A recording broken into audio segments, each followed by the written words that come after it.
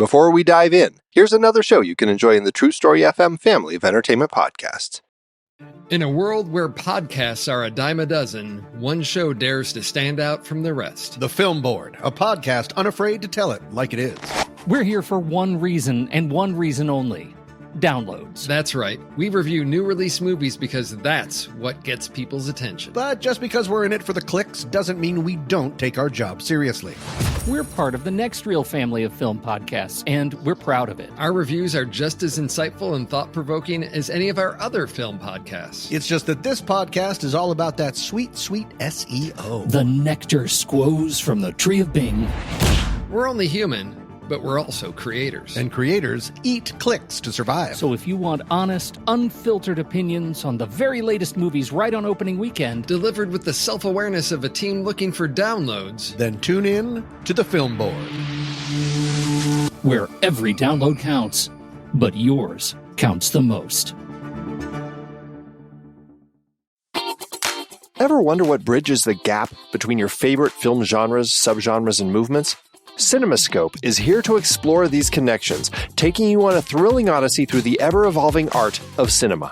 I'm your host, Andy Nelson, and in each episode, we embark on a deep dive into the forces that sculpt the world of film. From the styles you know and love, like heist films or the French New Wave, to the ones you may not be as familiar with, like Turkish Yeşilçam or Brazilian Nordwesterns, my expert guests and I unravel the complex tapestry of storytelling, style, and innovation that defines the world of film as we unpack the myriad catalysts of change that shape these diverse styles. Whether you're a student of film, a creative professional, or simply a devoted movie enthusiast, CinemaScope is your gateway to a richer, more immersive film experience.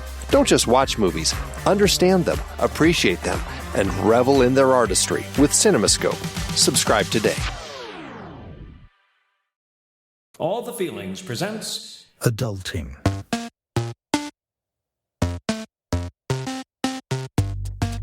This episode, Civic duty.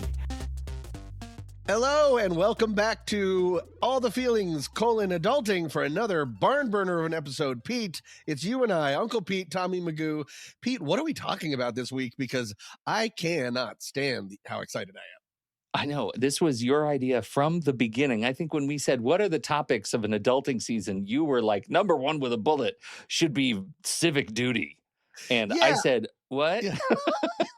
Yeah, it feels very adult, and I remember being like how much of a drop-off in listenership can I cause 4 episodes into a 12-episode series? And we're going to find out today about civic duty. You're talking about something, I'm talking about something.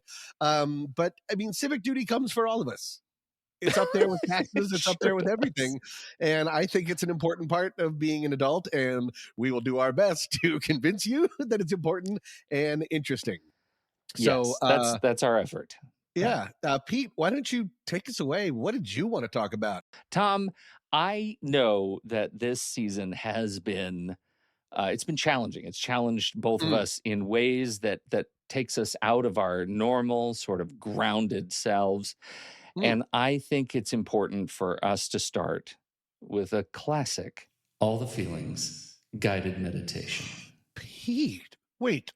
Okay, number 1, I just got real sleepy. Number 2, when was the last time you led us on one of these? I feel like it's been a long time. I took over the pad, the paper, and the couch for a while. I know, and I'm a little bit worried that I'm not going to do it justice, and it's probably too long, and that's okay. But I think it's important. This is a tough week. We're going to do some challenging topics, and we need to be grounded. What do you so need here from we me? go. I need you to just take a deep breath, Tom. Take a deep breath in and out. And I need you to let your body settle into the warm embrace of civic responsibility. You are seated on a folding chair. It is slightly sticky, but it is yours. It is your folding chair. You are at your local polling place. You've remembered your ID. You've remembered your glasses. You remembered which school board candidate had the yard sign with that tasteful serifed font. You are crushing adulthood. Now, picture your hand firm and steady as you fill in each oval with quiet resolve. You do not hesitate. You do not waver. You are an informed voter, and your pen is the sword of participatory governance, Tom. You feed your ballot into the machine. It hums, it accepts you. A small light blinks green. The volunteer offers you a sticker and you place it over your heart. The sticker adheres with the gravity of history. All. Now, I can't do this if you keep laughing. That was a relaxed You're laughter. taking a breath. All is well. You step outside. The air smells like fresh grass, faint diesel, and the distant scent of institutional change. You smile at a fellow voter. They nod. They seem off. Why is their I voted sticker glowing faintly? It's probably just the sun. You check your phone. Every app has been replaced with a new one. It's called Citizen Plus. It welcomes you. You didn't download it, but it knows your name. You begin to walk. A drone flies overhead and flashes green. You have been verified. You do not know what this means. That's okay. You voted, Tom. You did your part. You arrive home. Your neighbors are standing in their driveways. Each is holding a clipboard. Each clipboard is blank. Each neighbor is smiling a little too widely. One hands you a sash. It reads, District Sentinel. You are told that your street has been assigned a moral rating. You ask what the rating is, and they say it will be updated after your performance review, Tom. You say you just wanted to help, and they say, that's exactly what someone like you would say. Inhale deeply through the nose. Exhale slowly as the Department of Motor Vehicles is reclassified as a private military contractor. Your city council has adjourned permanently. Its members have vanished into a local escape room and have not emerged. The town charter is being rewritten live by an influencer. She is 23. She has a ring light. She has never paid a utility bill. The Postal Service has merged with a fitness brand. Your mail now arrives in the form of motivational push notifications and granola samples. Your grandmother's birthday card is locked behind a wellness quiz. The mayor is now a vibes-based hologram. His platform is mostly just feeling it out. And now, one final breath, Tom. You are calm. You are confident. You are complicit. You feel the warm satisfaction of a civic task completed. You feel the heavy silence of your neighborhood watching. You feel the soft, subtle beep of your ankle monitor syncing with the cloud. You did your part. And whatever happens next, well, return to your breath. That's probably someone else's committee. Namaste. Wow. What a journey. That was so calming and that so was chill. terrible. I love that. That was terrible. I did notice a distinct lack of construction. Yeah, there was no construction because the budgets have been cut for all. Everything's been cut. Subset 1, elected representation. There was a time, probably 8 years ago or so, that I was really disgruntled. Do you remember that 8 years ago when we were all disgruntled? Yeah, sure. Yeah. No, it just felt dark. And I felt like I don't know what I am doing with my life, and felt like there was a lot that was out of control. And sure, I could doom scroll all day long, and I could feel like I was a part of things and a part of change by signing petitions and stuff. You know, I was big on change.org, big on change.org. Sure. And then I realized, oh, wait a minute. I'll bet there's a more active way that I could live my life. I'll bet there's a way I could actually get involved. And so it was almost like it was meant to be. Somebody came to the door and was canvassing and asked if I had ever considered becoming a member of our political party, a Democrat political party here in Washington County. And I said, no, but maybe. And they said, you should run to be a precinct committee person. Wait, that's what canvassing is? I thought canvassing was vote the way I want you to vote, not Yeah. run for something. Well, it turns out it's both. If you Really? answer affirmatively, depending on who's canvassing, right? In this case, it was the Democrat Party of Washington County. And they were saying, hey, here's our party platform. Here's our slate. These are the candidates that we're supporting. And we would like you to vote for them. And do you have any questions about any of them? And also, would you like to get involved? And I said maybe and yes. Now, here's what happened. Okay. I said maybe, and, I'll think about it. And they wrote my name on a piece of paper. Ugh. And the next thing I know, I have a postcard in the mail from the party that says, hey, thank you for volunteering. We've got you registered. I wasn't 100% sure what that meant Okay. until our ballots came out. Because, in the state of Oregon, we're all mail-in. So Right, me too. ballots come in the mail.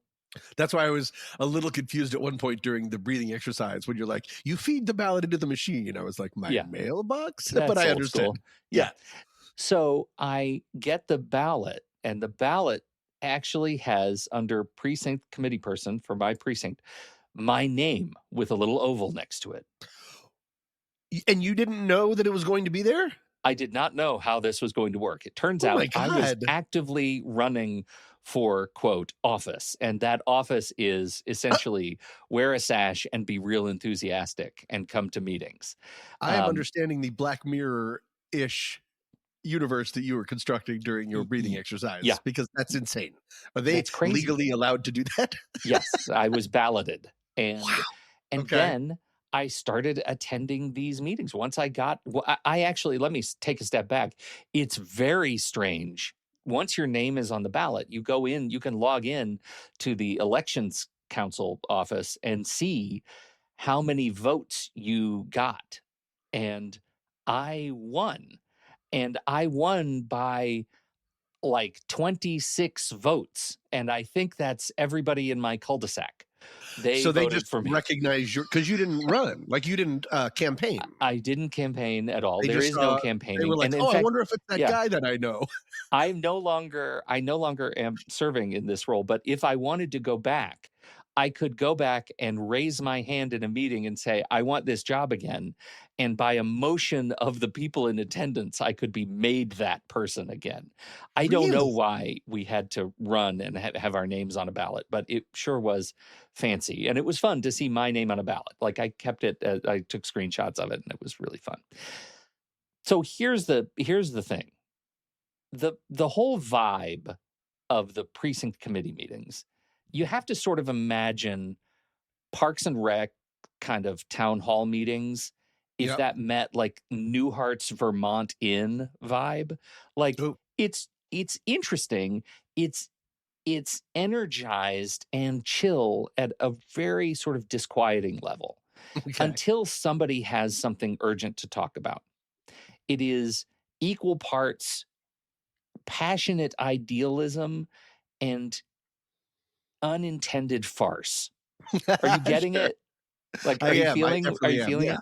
Like kind of buttoned down weirdness and Yeah. things stuck in craws that should never have been near craws in the first place. And there's always someone. There's always someone who brings homemade cookies, and always someone else who feels guilty about not bringing cookies that they DoorDash like 10 pizzas.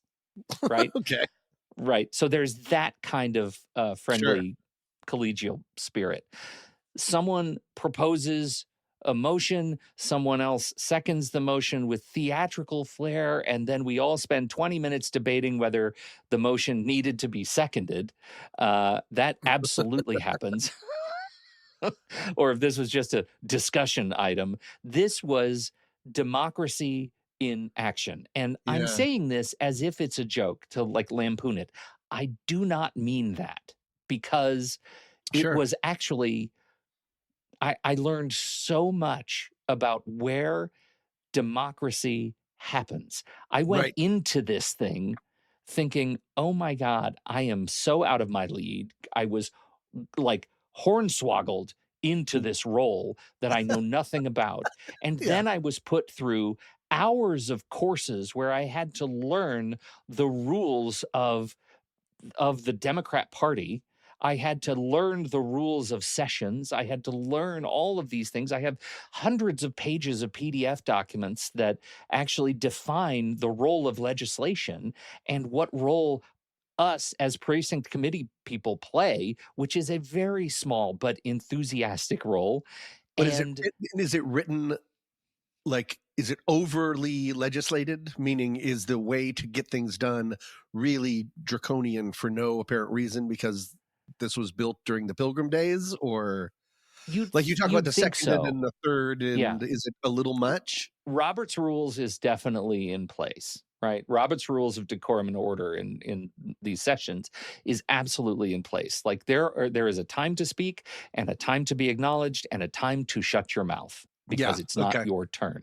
And so that's a part of it. There's also a time to stand up and say, screw these rules. We have to yell and scream right now because we're upset about something. Like there's Yeah. room for that too. But the most interesting part is, while there were conversations about big, giant national political things, those conversations were usually limited to, hey, the party is endorsing this big national candidate and this senator and this state senator and congressman. And we just, if anybody doesn't feel like the party should endorse those people, speak now. But really, we're going to endorse them. We're going to say we've endorsed them. And so in the ballot, in the voters handbook, it says endorsed by Washington County Sure. Democrats, right? Yeah. That's pretty much the extent of it. What really happens is there is a proposal to add a new stop on our public transit that's going to enable 25,000 more people to get access to downtown. There are things that are going to happen with water and power and things that affect our district that really do matter. And I feel like in that experience, I grew up about 15 years in the context of adulting because I did not understand from high school civics, from college political science.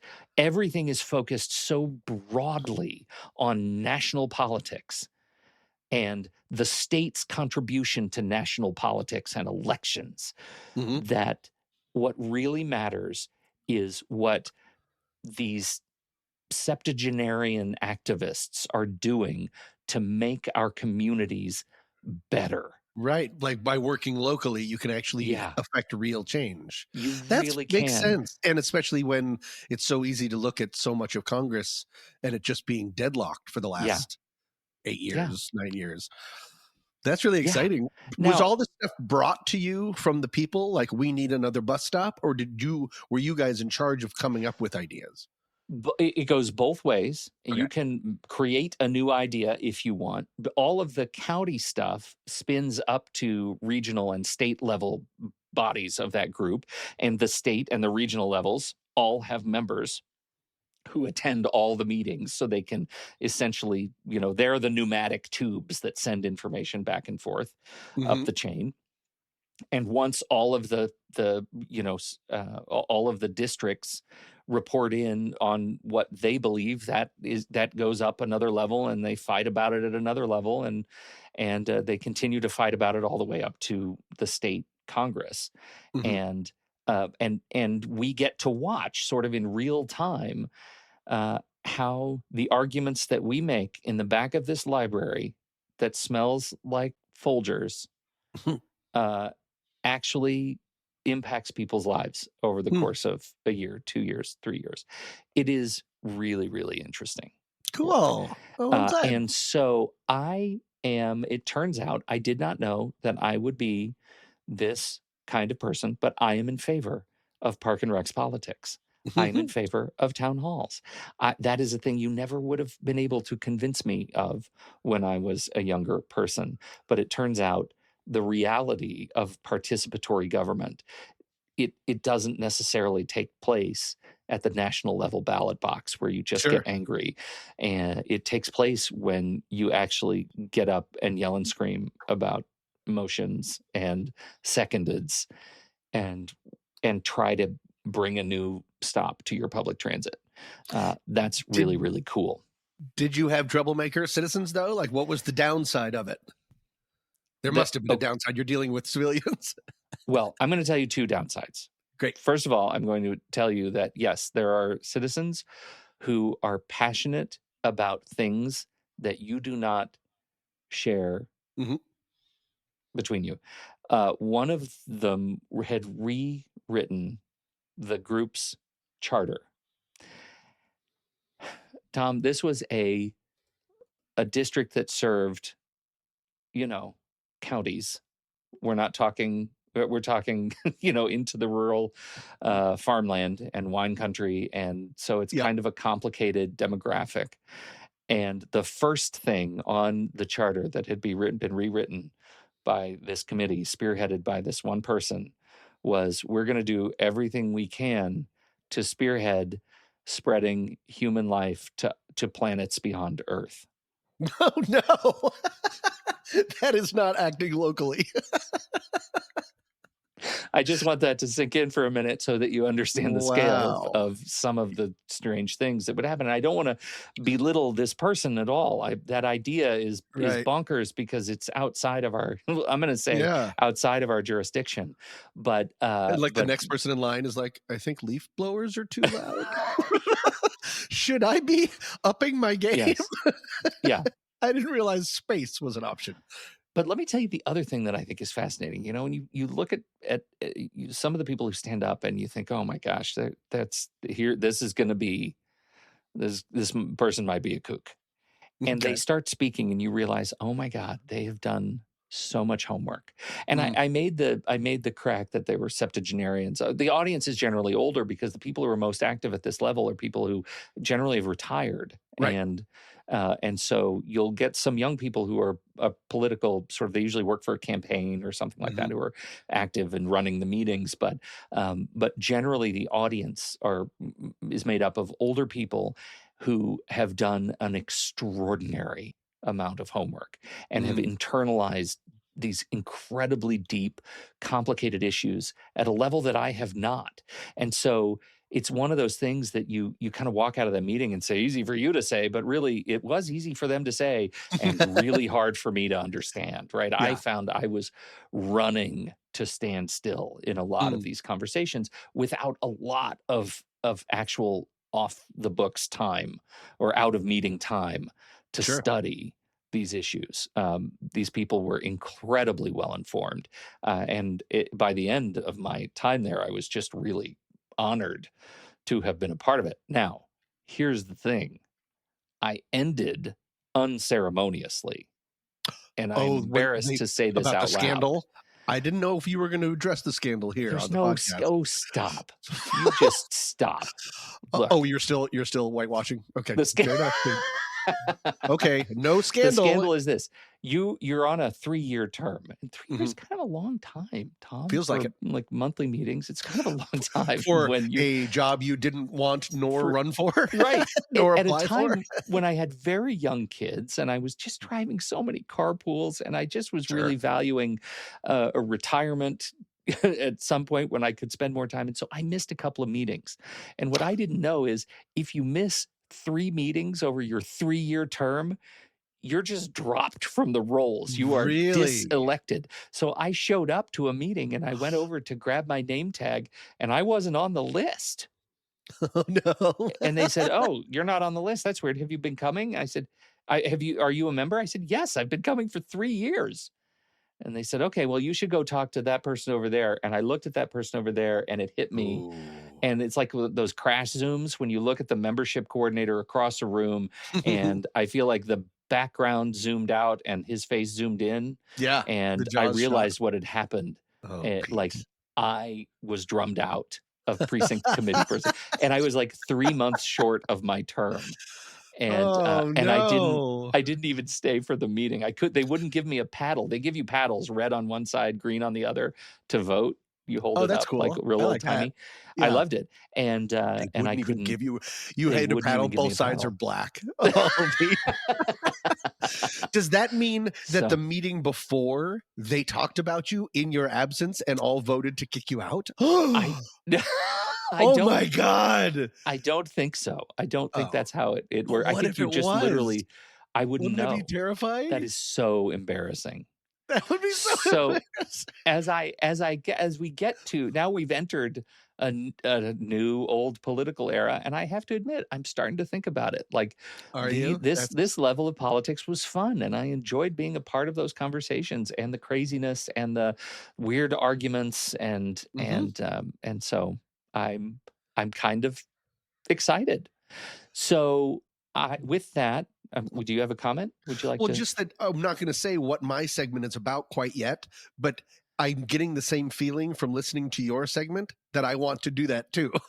Yeah. These are things that these are things that are generally emotionally shunned, or like, I don't want to have to do that, but I have always wanted to. I don't know if that makes us the biggest squares on the earth, but to see on the inside of what's going on, the things that are actually making things changes seems really enticing. Yeah. It is. It is really fun, and it's particularly fun when you see something start, the seed of an idea, with one person standing up alone at a microphone, Sure. and a year later, it's on a ballot that you're voting for at the state level. That's really fun. That's cool. It's really fun. Yeah, I love it. So that is an example of real. Like I feel like, had I been given time to think about what I was getting into, had I known any more about it, I absolutely would have not done it. Sure. And because it was just a thing that happened to me, and the exhilaration of seeing my name in print on a ballot, I did it, and I have no regrets. No regrets. And are you just legitimately thinking about maybe joining back in? Wow. Yeah. Especially because I know how to do it, right? Well, I need to, how do I make that decision? I got to address some time commitments, Tom. I don't know if you've noticed how much of a disaster I am right now. But also figuring kids that are stuff out out. of the relatively out of the picture as far as they're able to take care of themselves or are at school. Yeah. Yeah. So how can I campaign for you? No, I know what I want to do. Can I volunteer for a position in your campaign? Sure. In my cabinet. Yeah. In your cabinet. That's the one. I want to stand in the back of the room with like a piece of paper, but it's all like crumpled up because it's your speech, but it's all like this. And I'm like, come on, Pete, just tell them the truth. Tell them the truth. like I'm taking it way too serious. I want to West Wing your precinct. And I'm going to stand up at the mic and I'm going to say, you can't handle the truth. And then I'm going to sit down. And that's going to be it. That's going to be, I'll be drummed out again. So anyway, this is all my pitch to say, hey, get involved. It's not so bad. It's weird. It's sometimes really dumb. But I have nothing but warm memories of it and look forward to jumping back in. You have my vote, Pete. Am I allowed to vote in your election? I'm going to figure out how to vote in your election.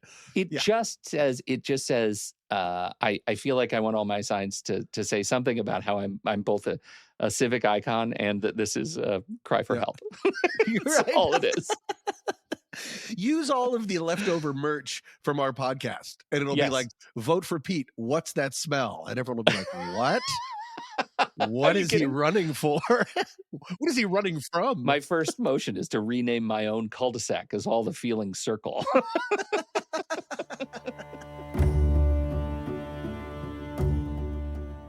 Jury duty has been a part of civic service throughout history, and being found guilty by a jury of your peers would understandably be a traumatic experience. But one guilty party in ancient Greece took the judgment with a calm, stoic demeanor not usually found in courts of law.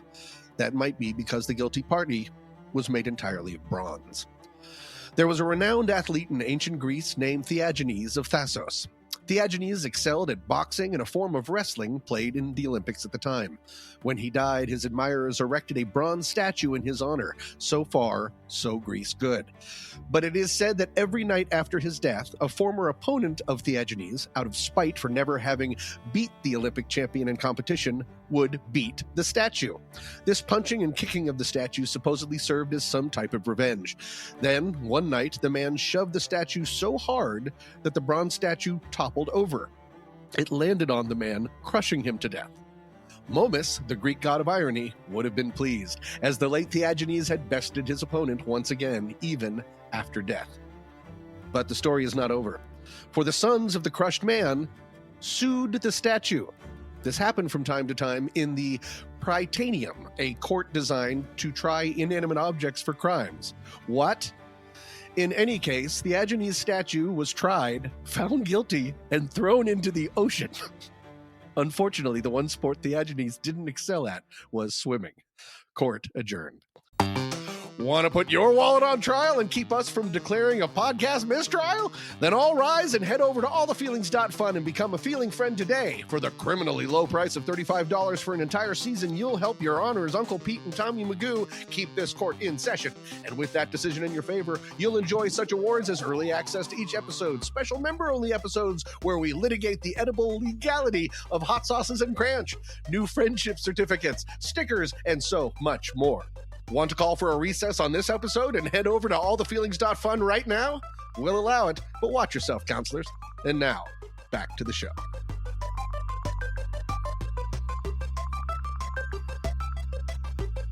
Subset 2. Jury duty. Cul-de-sac Pete, I am sad to say that I have never done something that I've wanted to do that most people never want to do. What? That was a riddle. I have never served on a jury. I think serving on a jury would be incredibly interesting because, kind of like in your segment, it would be a glimpse into a part of society that I've never seen from the inside, where things actually change and change people's lives. And I've always desperately wanted to serve on a jury. And if anyone wants to ask, is it maybe that desperation that has kept you from being put on a jury? The answer is no, because I've never even had the chance. I'm going to ask you about your experience in a second, but I wanted to explain why I've never had the chance. It's because I have been used as, and this is just my own thinking or assumption, is a bluffing or a pressure tactic.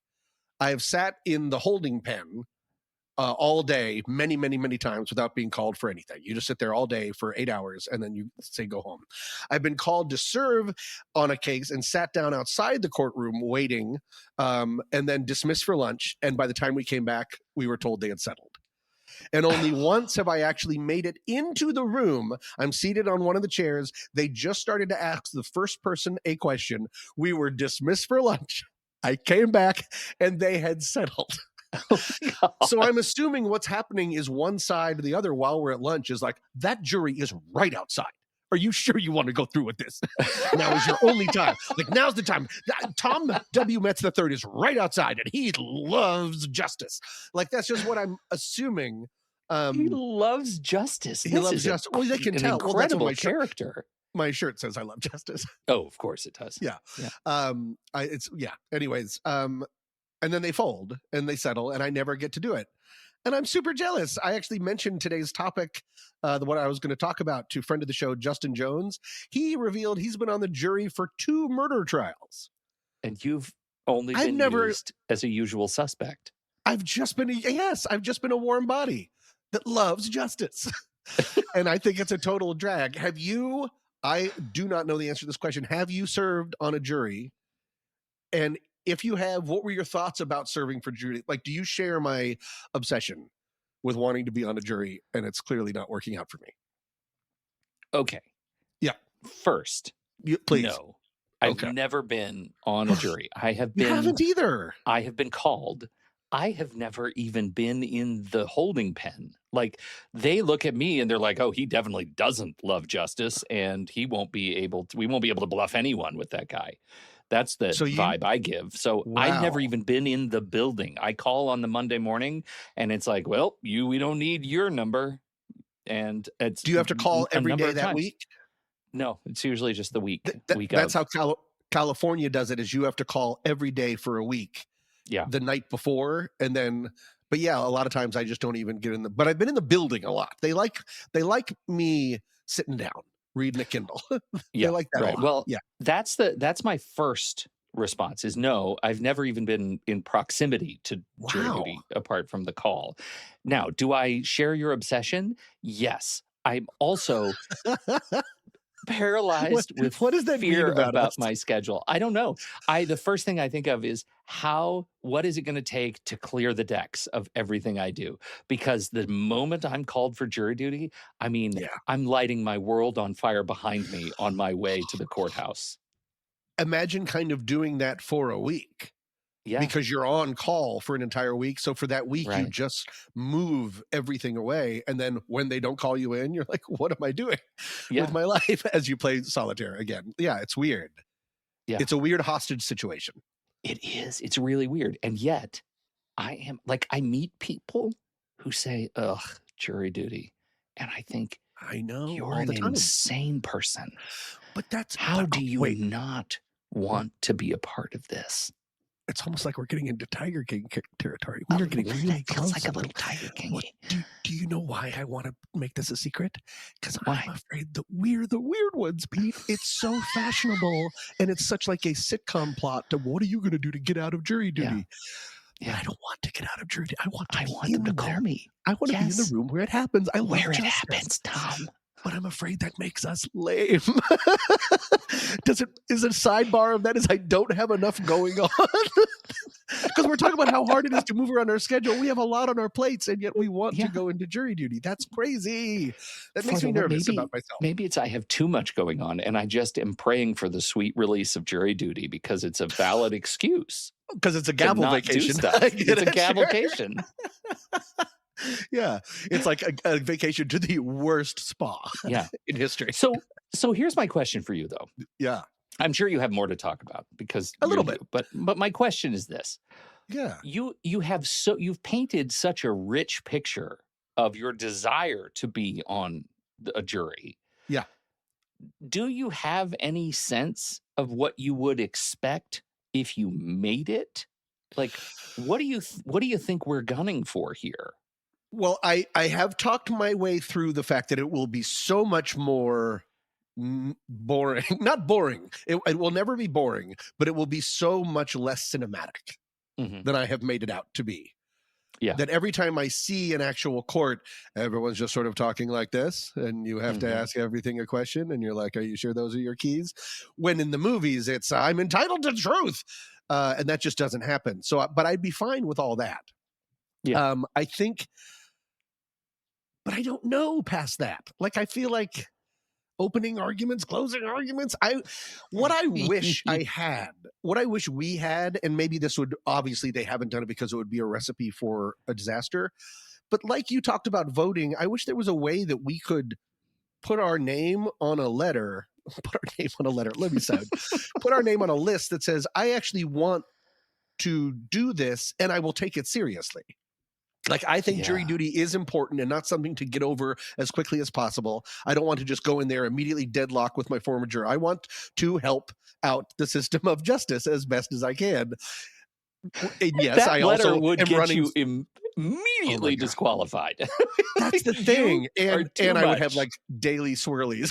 Like the judge would give me like noogies because I'm such a student council nerd. The 12th but I wish I could, because I feel between like there's a toilet and a wall. I wish, but I feel like there's so many people out there, and even in movies, they're portrayed in movies of being so uninterested, and I don't want to do it. One of my favorite movies is 12 Angry Men, both versions.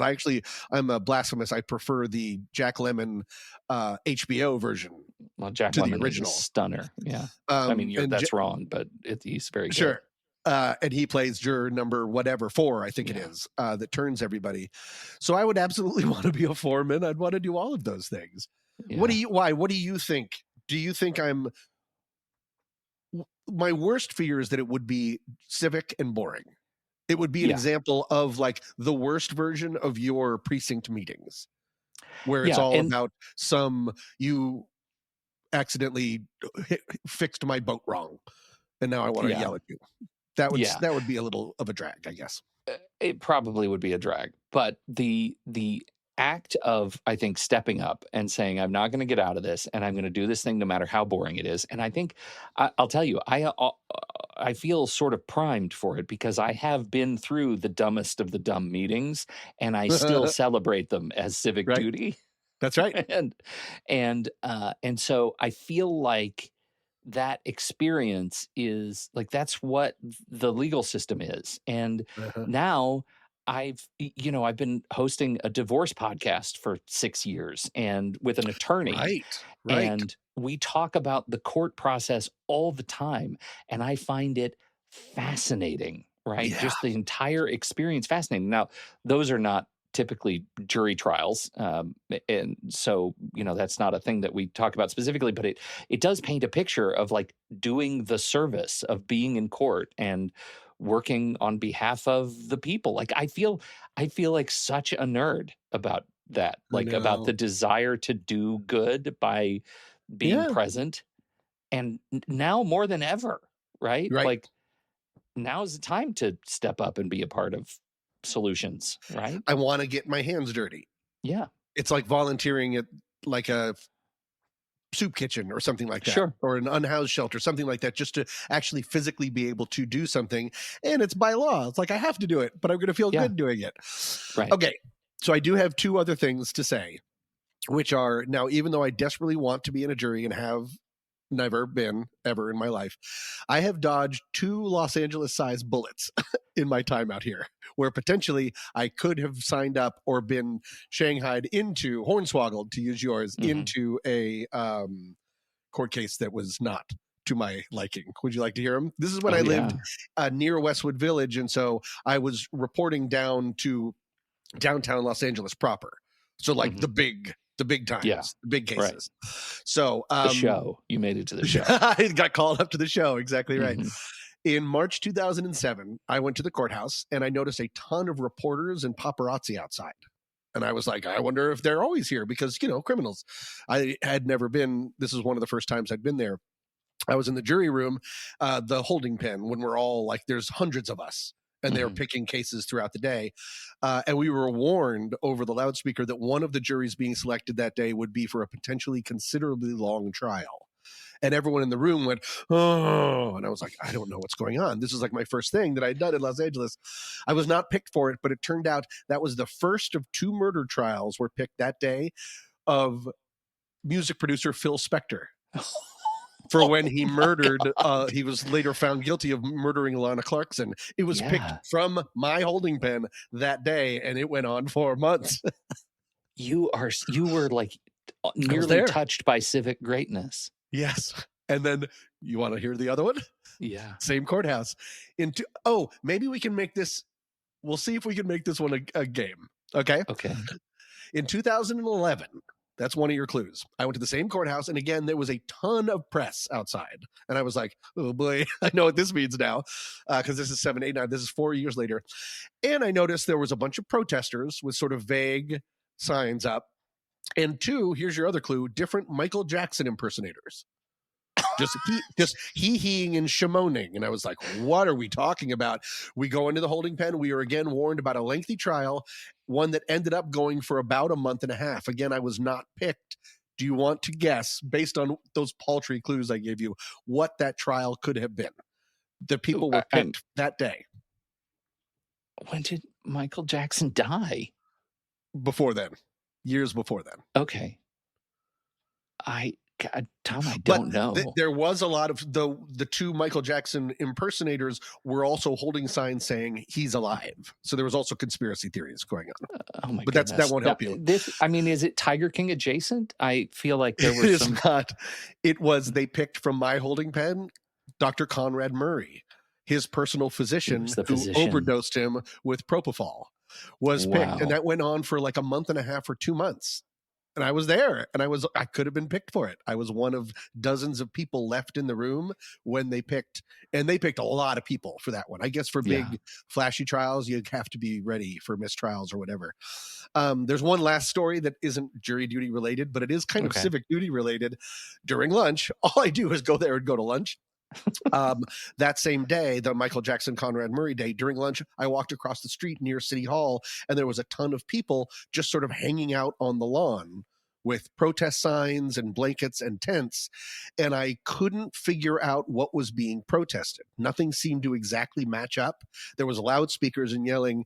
Do you know what it turned out to be? It was the very beginning of Occupy Wall Street. I happened to be there on one of the first days that they just started, and that's very tellingly, I couldn't tell what they were protesting because they didn't have Occupy Wall Street. It wasn't called that quite yet. And it was just, we are angry and bad rich. That's all it was.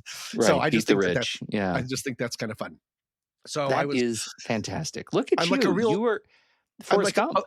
Well, I'm the Forrest Gump that doesn't actually do anything. Right. I think I'm his shrimp friend.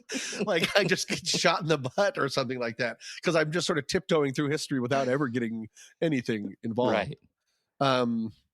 So yeah, What that's pretty much it. I don't necessarily, but what could be that was next? an interesting time Yeah. to be in downtown Los Angeles when all of that was starting.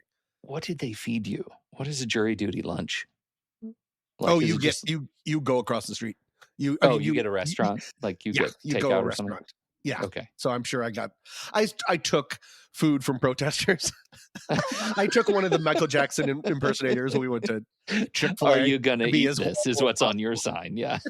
Yeah, exactly. Are you finishing that cold salad? Is that bibimbap? Hashtag bibimbap. Yes, exactly right. Yeah, so that's it. So I think that we should start a dating website, you and I, called Wow. Foreman's Only, because we talked about dating websites last time. Foreman's Only, and it's for people that really want to be in a jury duty, and we can And let feel us each just other's say, pain. like, the matching is people who really, really want jury duty, and Yep. the other side is attorneys. And I just want them to swipe. Which way do I want them to swipe? Left or right? Oof, up. We're bucking the system. I want to go straight up. Up Yep. to the big show. Up to the Yep. big show. Up to the big show.